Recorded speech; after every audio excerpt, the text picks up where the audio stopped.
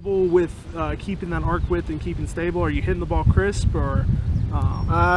Yeah, like probably 5 or 6 out of 10. You know, Okay. it's half. But you get a lot of thin shots here and there. Alrighty. So one thing that it is going to be tough for you to transfer this to the course just because of a couple moving parts. Yeah. So one thing that I would maybe recommend is if you do go out and play this week, and you try to transfer this to the course, maybe not try to do a 100-yard swing like that. Maybe if you're 75 yards out, maybe just take even a little bit less than what you normally do and keep that arc width and just see if you can really hit the ball crisp where you want it to, and see how many times you get it within that 10-foot radius that you want it to do. So yeah, I would definitely recommend if you go out and play this week, just to kind of keep track of that on a scorecard, on a piece of paper, whatever. Just say, oh, I was 75 yards out on hole number 7, and put it to 20 feet or whatever, just so that you can bring that to me next week and we can kind of dial it up a little more and see what we need to work on next week. Alrighty? So Kevin, when you're out there on the course, I know we talked about it a little bit before, about how you only use 52, 56, or 60. Yeah. Is there a reason for that? Do you just not feel comfortable using irons, or? Yeah, I kind of do feel a little bit uncomfortable. I feel like that's my go-to. Okay. So one thing that I'm really going to recommend that you do is maybe just test it out, maybe using like a pitching wedge, maybe even up to like an 8-iron, depending on how big your greens are. This is obviously a really big green because it is a practice green, but you can even practice here, hitting it across the green with an 8-iron or a pitching wedge, and letting it roll. So when you're out there on the course, do you ever imagine where you are landing the ball?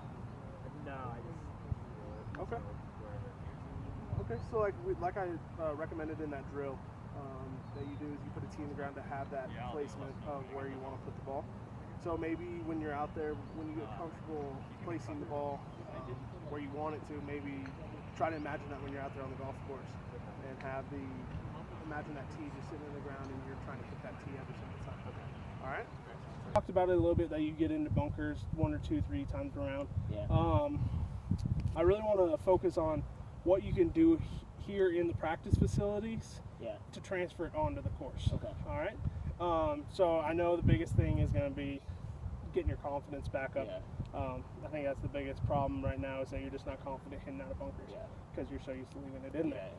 So I think that just one thing is just going to be hitting the bunkers. You know, like I said in our practice recommendations, probably even 10% of the time you just go out and practice on the driving range. Okay.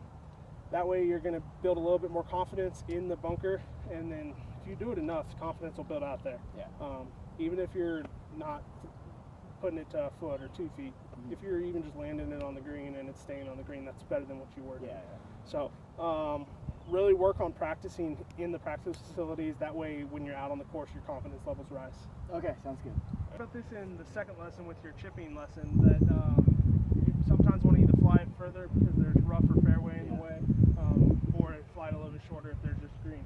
So in this situation, we have about 10, 15, 20 yards of fairway that you want to fly it onto the green and let it roll out. So I just want to make sure that you're taking it inside like we did. So just visualize those training days that we use with the tees and everything, and we'll see how well the shot turns out.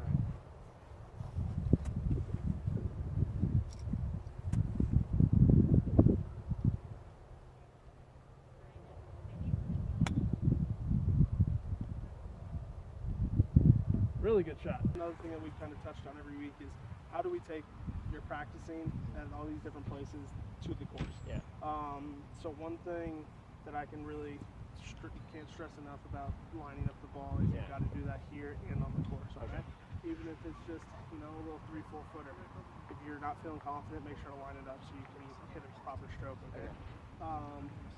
So do you have any questions on how you need to transition it to the course or anything? I just feel like I have more pressure on the course. I don't know how to transfer that on the practice facility.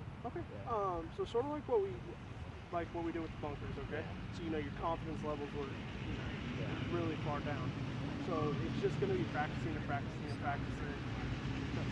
5 footers to get the confidence levels up. That way, when you go to the course, it's going to be you're going to not have much pressure at all.